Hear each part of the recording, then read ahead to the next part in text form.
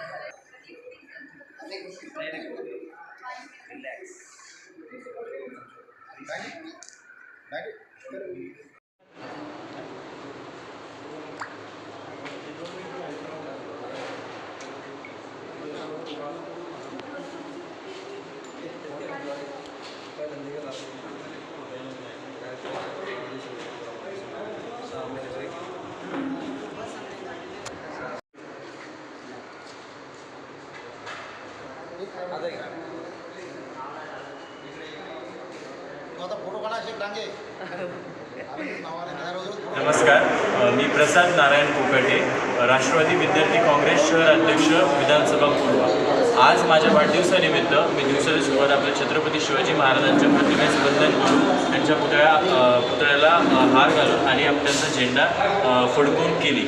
त्यानंतर आजची पिढी वाढदिवस म्हणल्यानंतर पार्टी करते, भरपूर वेगवेगळे उपक्रम करते, पण आपण वेगळा उपक्रम केला। आपण रक्तदान शिबिर आणि आरोग्य शिबिर आयोजित केले आपल्या N7मध्ये।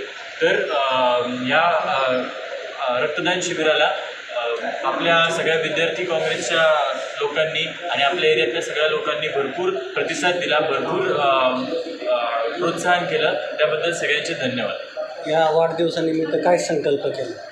वाढदिवसानिमित्त हा संकल्प करतो की जसं शरद पवार साहेब यांनी आयुष्यभर आपल्या सगळ्या म्हणजे जनतेचं भलं करण्यासाठी जे काय त्यांनी वाटचाली केल्या, जे काय त्यांनी प्रयत्न केले, तसेच आपणही युवा पिढीने ते प्रयत्न करावेत। मी विश्वनाथ स्वामी शिवसेना शहर प्रमुख उद्धव बाळासाहेब। आज या ठिकाणी आमच्या भागातील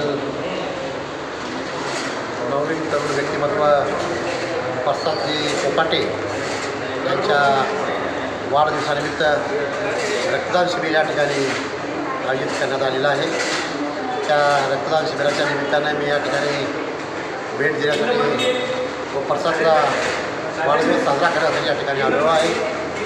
आणि प्रसाद कोकाटे यांच्या रूपाने आज एक यंग तरुण मुलगा शरद पवार साहेबांच्या राष्ट्रवादीमध्ये काम करतो आहे। शरद पवार साहेबांची सुद्धा कारकीर्द तरुण वयामध्ये झालेली होती आणि आज पवार साहेबांनी ठरवलेलं आहे, शरद पवार साहेबांनी ठरवलेलं आहे की तरुण व्यक्तीलाच, तरुण मुलालाच आता आपण सहकार्य करायचं, त्यांना राजकारणामध्ये ओढून घ्यायचं आणि पुन्हा महाराष्ट्राचं राजकारण जसं पहिलं होतं शरद पवार साहेबांचं तसंच राजकारण शरद पवार साहेब करतील हे मला पूर्ण खात्री आहे। म्हणून आम्ही आज महाविकास आघाडीचे 31 खासदार या ठिकाणी निवडून आणलेलो आहे। येणाऱ्या विधानसभेमध्ये सुद्धा शरद पवार साहेब, उद्धव ठाकरे साहेब आणि काँग्रेसच्या रूपानं परत महाविकास आघाडीचाच झेंडा महाराष्ट्राच्या मंत्रालयावर फडकेल, एवढे या ठिकाणी याच्या वाढदिवसानिमित्त शुभेच्छा देतो। थांबतो। जय हिंद, जय भारत। या निमित्ताने तरुणांना काय संदेश देईल?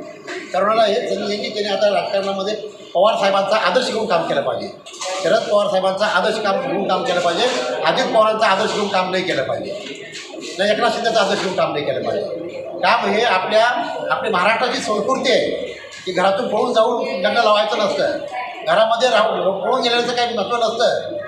आलं का लक्षात?